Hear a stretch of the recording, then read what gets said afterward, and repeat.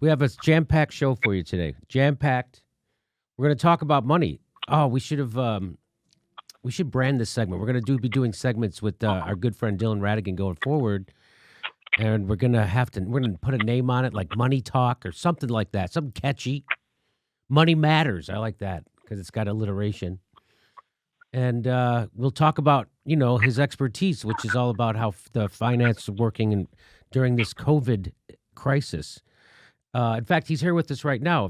Our friend of the show, former host of MSNBC's The Dylan Ratigan Show, and he was also an award-winning journalist for Bloomberg. He was a candidate for the U.S. House of Representatives for New York's 21st District.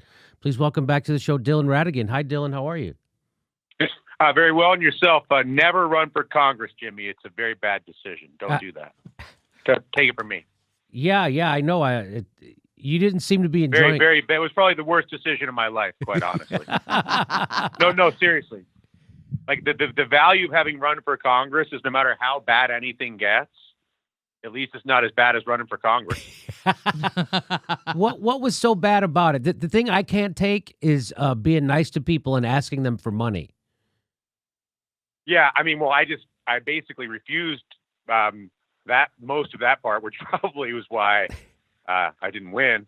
But so, yeah, I have major issues with that. And I guess, the thing that really got me was, it doesn't matter. It doesn't matter. Oh, come on. I guess, because I had it in my mind because there was a time when I had more of an expectation of justice or fairness from this country, which obviously I have none of that anymore. So it doesn't matter so much. But there was a time when I actually thought that there was something that was different about America relative to the fundamentally corrupt governments that prevail over every other country in the world. And thought that perhaps anyway, so that was my fault, not the country's or running for Congress's fault. I even had that illusion. Let's move on. So let's start talking about. So you're the financial guru.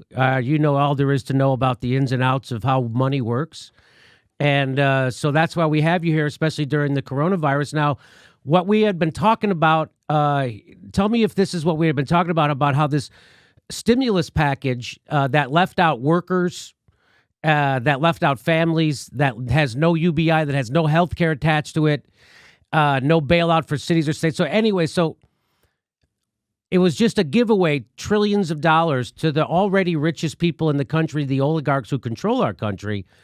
And now because we're going into a depression because of the economy shutdown, every piece of property and every asset, every business is going to be available for sale at fire sale prices. And who has all the money? Well, the oligarchs just got $5 trillion from the government. And regular people like us don't have any money. So the income inequality is going to get even worse. We're living at income inequality levels since the Gilded Age right now. Okay. So that's how bad it is in America. It's going to get way worse. And here's proof of what we've been predicting here. This is the Capitol Forum tweeted this out. Walgreens, CVS Health CVS Health step up buyout offers during pandemic. That's the headline. Walgreens and CVS Health step up buyout offers during the pandemic.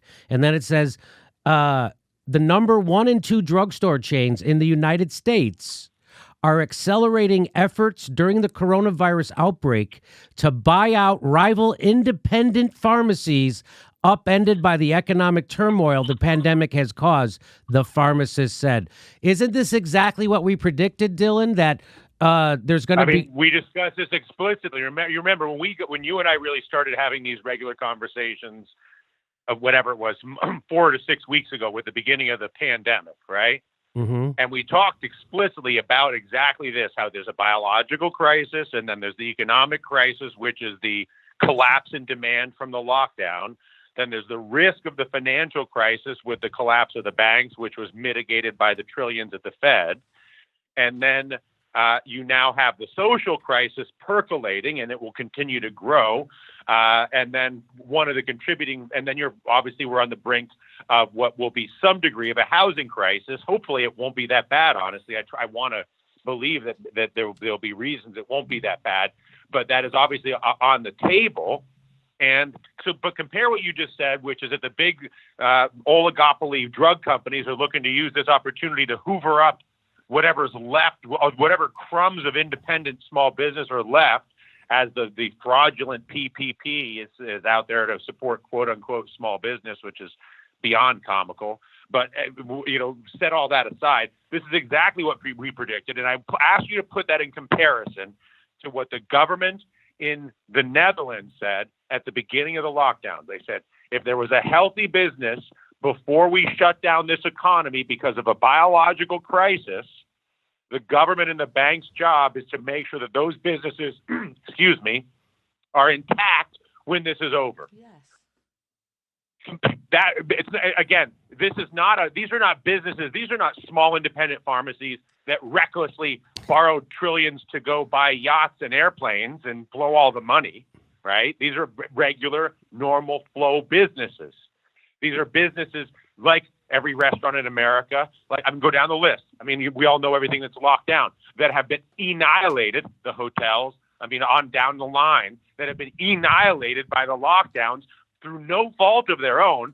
Jimmy Dore, by the way, can't do stand-up anymore, right? And along with all the other entertainers in this country, you're fortunate that you have such a big digital platform so you can actually, still provide access to your audience and still have a working economy around you. But the point is, in America, the political and government decision is explicit and implicitly to give money to the wealthiest institutions to roll assets up as a way to exploit a biological crisis that was no fault of the people that are being victimized by it. It's bad enough that they did this in 2008 and 9, where they gave the richest and the most powerful all the money to roll up all the distressed assets, as they did in the financial crisis. They repeated that again in the face of a biological crisis. I cannot think of a more putrid and disgusting thing for a group of people to do. It's no different than robbing someone while their house is on fire. So your house gets struck by lightning. You're trying to put the fire of your house out from the lightning strike, and then the government, instead of helping you put out the fire, comes in and steals all your stuff. And people get mad at me because they refuse. They get upset that I don't want to perpetuate the myth of America as having some differential. Again, the Russian government's not particularly nice to their people either. Neither is the Chinese government, even the Mexican government. Heck, the European governments are a little bit overblown in terms of their perceived glory. The EU really is a club for rich people. There aren't really European countries. There's, as we discussed last fall, the group of the super rich that sort of are countryless, and then everybody else that sort of is left to fend for themselves. But I never thought I would see the day where a biological crisis would be manipulated and used by American politicians to empower the rich to raid the rest of the country. Well, it would be one thing. It's incomprehensible. Well, if I told you, you'd be like, no way. But yeah, actually, yeah. So it's starting. So here it is. It's starting. Walgreens and CVS, the number 1 and number 2 pharmacies, are starting to buy up all the small pharmacies. So again, small businesses are going away, and that was part of the plan. And the thing that kills me, Dylan, is that Jake Tapper a couple days ago was interviewing Nancy Pelosi, and he finally said, hey, you didn't get anything that Democrats wanted in this bill, and now you're all going home. Isn't that a tactical mistake? And Nancy Pelosi told Jake Tapper to calm down. And guess what Jake Tapper did? He calmed down. Did he calm down? He did. Yeah. He shut up. He did not have a follow-up question. And so what do you make of this unbelievable, like you're saying this is unbelievable fleecing of America, but it's happening with the blessing of Bernie Sanders, every one of the Justice Democrats, and Nancy Pelosi. They're doing this to America, and there doesn't seem to be a level of... you got to be a moron to expect anything from the Democrats. I don't know who... the Democrats have been showing you who they are since Bill Clinton. With all due respect, I don't know. I don't know what kind of person you have to be to expect a Democrat to do anything other than be sanctimonious, hypocritical, and then rob you. Republicans are more likely to rob you with a knife in front of you The Democrats are more likely to serve you some expensive ice cream and then steal everything when you're out of the room. No, but the Democrats are more. Think is what the Republicans are aggressive. Democrats are passive aggressive. They're both in the same business of taking all the resources from everybody for themselves and those who sponsor them. I mean, that's a known fact in America. That's not Joe Biden versus Donald Trump is America's Joe Biden versus Donald Trump. Pick your senile rapist. I mean, are you really serious? So I know you're wrong about this, Dylan, because Chomsky told me there's a big difference. There's a big difference, just like there was a big between the senile rapist. Yeah, that's what he says. He says you're immoral if you don't vote for Joe Biden. It's a joke. What's happening? It's a nuts. And again, I don't know how Chomsky could talk about this, what the Democrats are doing during the stimulus, and then with a straight face tell you have to vote for one of them. It's instead of telling people what you need to do is get in the streets right now and overthrow your government, he's telling people to use a voting strategy, which hasn't worked ever. Anyway, they canceled the election in New York, Jimmy. I know. I mean, they canceled the election. So you know what happens when you cancel an election in one of the most powerful, richest, and most populous states in America that houses the most populous and most powerful city, arguably in the world? What? It surely sets the table for Donald Trump to cancel the election in November. Now that the virus is an excuse not to vote. So people are saying, no, that's not true. The Democrats did it first. So what are you going to do? I know, because that's what it looks like. But what the Democrats are saying is, no, that would only apply if Joe Biden dropped out of the race and endorsed Donald Trump, which is what Bernie Sanders has done, which is why they're saying they're canceling it. Do you see that logic? I don't care what the logic is. Right. I'm allowed to go into as a registered voter in New York State, which I am. Mm-hmm. I'm entitled to go into a voting booth and vote for Mickey Mouse if I want. Right. I can write in whatever I want. Once you take away my ability to vote, period, you have suspended even the thinnest veil, the thinnest illusion of democracy, which obviously this country is not a democracy, so it's sort of preposterous. In some ways, it's better that they did cancel the election so that we can just get out of this whole word democracy thing. Yes, I honestly agree with that. I think it'd be less frustrating. I mean, the nice thing in China or Russia is people don't get animated about these things because they don't have they're like, of course. They're not thinking they're expecting it to function and then being outraged when it doesn't function. They know it doesn't function.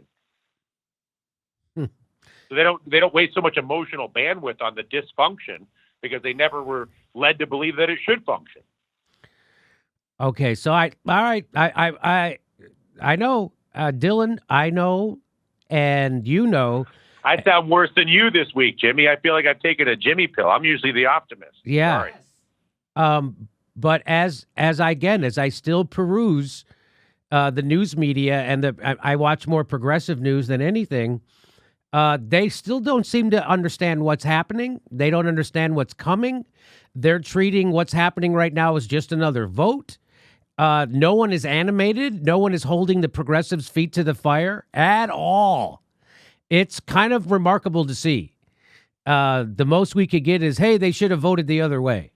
So I've been sounding the alarm here. Meanwhile, they're torching the economy. Meanwhile, they are torching the economy. There are 26 million people out of work. There's the lockdown, which should have been done a long time before it was done and should be lifted sooner than it was, is being now extended forever for the political convenience of doing it. There's the absence of testing, the absence of all the things that are required to actually allow the society to function is political malfeasance on a level that's beyond catastrophic. And it ultimately takes us to why you're going to see a collapse or a potential collapse in the housing market and a significant restructuring in who owns what as they roll the money up into to the hands of the smallest possible group of people, which is what happened in Russia after 1989. So Dylan, just tell me that. So this, I know I'm going to be naive, but all right. You've been watching Rocky movies or something? Yes, but so while they give the $5 trillion to the richest people and they and they leave everybody else out. Yeah. Wouldn't it help them to give everybody health care and a UBI? It wouldn't hurt. They would still be able to take over every business in the country and they could still give everybody health care and a UBI, right? Right, but if they did the UBI and the Medicare for all, which you and I, that should have been done in the first 5 minutes, right? Right. But if you do that, you then have to forfeit the fraudulent myth of the sovereign alpha American who can take care of himself and gets business done and is the ultimate creator and the ultimate doer, that American entrepreneur. Even though the number of new businesses that are formed in this country is at an all-time low, even though social mobility in this country is at an all-time low. But there is a fraudulent myth of the sovereign cowboy badass American who doesn't need help from anybody and can take care of himself. And once you do UBI and Medicare for all, you're acknowledging that we're a group of people that can share basic resources in a way that's better for all of us. And you can still be a wild, badass entrepreneur cowboy with in fact, you'd be a much more of a wild-ass, badass cowboy entrepreneur if you had UBI and Medicare for all, because you wouldn't have to lose your health care when you quit your job, and you'd have a little bit of foam on the runway while you were building your idea. Ironically, nothing could be more supportive of the sovereign myth of the American cowboy entrepreneur than Medicare for all and UBI. But you asked me a question, which is why are they not doing it? I think the reason they're not doing it is because of the propaganda around self-sufficiency and self-sovereignty that is uniquely American and deeply fraudulent. But again, May 1st is coming, June 1st is coming. People don't have money to pay their rent. They're already a third of Americans miss their rent payment April 1st. So I don't know. I had someone on the show saying rent strikes are going to be meaningless because they're going to happen by default. And so, Americans don't have any savings. Everyone's living paycheck to paycheck. So when they lose their paycheck, they lose their ability to pay their debt services to their credit cards, their student loans, their rent, their mortgages. So I just don't understand. I don't understand. What you're saying is even as dastardly as their plan may be, yes, that it's also, they're also dumb, is what you're saying. That you could perpetuate this dastardly plan in a way that's less stupid. Is that what you're saying? Yeah, I mean, so they are lighting the wick of social unrest. They are, and why wouldn't they want to keep everybody tamped down while they buy up the country and enjoy the $5 trillion they got? Why wouldn't they? It's just like Roosevelt said. Hey, if you don't give them some of your money, they're going to take all of your money, and they don't. So they need someone to tell them that. I think they do. So I think so. Okay, well, riots will be starting. And I can't wait. Not even funny. It's not. It's right. What are people going to do when they're already not having money to buy groceries? So we already saw what happened in Sicily. People went to the grocery store. Think about Occupy, whatever it was in 2011. Yeah, I suspect that what's coming is going to make people are going to be wishing for Occupy. Yeah, because what's going to happen is. It's not just the Occupy people who are going to be pissed off. If you notice, a lot of right-wingers with a lot of guns are also out of work. and they're going to also be pissed off. And would you want to be a cop going to kick somebody out of their apartment when you know they're heavily armed in the middle of a fucking depression? I don't think that's going to work out very well. So I think you're right. It's going to get Mad Maxy around here. And, well, that's what I'm saying. I don't know if you're saying that. And I just can't. I'm not ready to go Mad Max. I hold out hope for a test, something, there's some scientific asymmetrical event that cuts this whole thing short. But it's just stunning that they just won't take care of the people. Nancy Pelosi goes on TV and she spanks the journalists, the guys who are interviewing her. She puts them in their place and they behave. They obey themselves. Jake Tapper got his mind right. It's amazing to watch this happen. There is no one this show is the only one I've seen that is screaming about what's actually happening and what's about to come. Literally no one else is saying this, and no one else is holding their progressive politicians' feet to the fire at all. The most we can get is someone saying, "Oh, Bernie should have voted against this stimulus," or they should have. I honestly see the most of it on the populist right, other than you. Yeah. I don't see it on the left at all. But I do see it on the populist right because they're aware of what's happening in terms of the overt, reckless, and explicit economic destruction that is being rendered upon this country by the idiocy of its political leadership. And so I actually see more of it on the populist right. And then you. I think maybe that's why one of the Trump advisors reached out to me and asked if he could come on your show because he was starting to agree with you. Yeah, that's pretty tricky. That's pretty tricky. Because Trump is also. I told you Trump's a better bet for Medicare for all and UBI than the Democrats. Well, that's what I've been telling people, and people keep saying, "No, we have a chance to influence Biden. We don't have a chance to influence Trump." And I'm just like, you guys have been wrong about everything since you were born, and so I'm pretty sure you're wrong about this too. And they are. Biden created the healthcare system with Hillary Clinton and Barack Obama that's so catastrophically ill-equipped that it can't even test people for a virus 4 months after the fact in the face of the biggest economic catastrophe in the history of the world. And the $4 trillion Clinton, Obama, Biden healthcare apparatus is belly up, useless. Useless. But Nancy Pelosi charging a fortune from everybody in this country while still leaving them with deductibles. I mean, keeping them hostage to their jobs or taking their health care away because they're getting laid off. Everything that you complain about in healthcare, whether it's the deductible, whether it's the accessibility, whether it's the employment, everything, all of it was created by Joe Biden, Barack Obama, and Hillary Clinton. You think Joe Biden's going to help you out? And this is the point, by the way. Not that Donald Trump's going to help you out, but Donald Trump is such a beliefless, psychotic idiot that he might do something that's useful for somebody just by accident. Yeah, I know. Joe Biden is strategically hostile. I agree with you. I know. And all the people telling me Donald Trump is a catastrophic, nefarious, fascist moron, but he might accidentally do something that helps you because he doesn't care either way. That's exactly all right. All he cares about is how he feels. He has no ideology. Donald Trump doesn't care if he instituted Medicare for all or not. It doesn't matter to him. Well, what matters to him is his own pleasure. Right? As long as he feels good, he'll do it. Joe Biden is a calculated monster, along with the rest of But I mean, people say, "Oh, how can you call these guys a monster?" You like the American healthcare system, paying twice as much as everybody in the world, and when there's a global pandemic, there's absolutely nothing. We can't even run a test.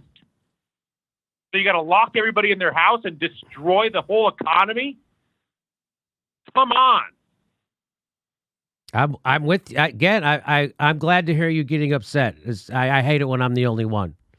I was trying to be. Now you got me worked up. I was doing a good job being calm and disinterested and dispassionate, Jimmy. I'm a little heated up today. I'm sorry. I know. No, it's good. Hey, this is the part where I tell you where our live shows are, but there aren't any. And then I would tell you to go join our premium, but nobody has a fucking job. So why don't you just enjoy the video?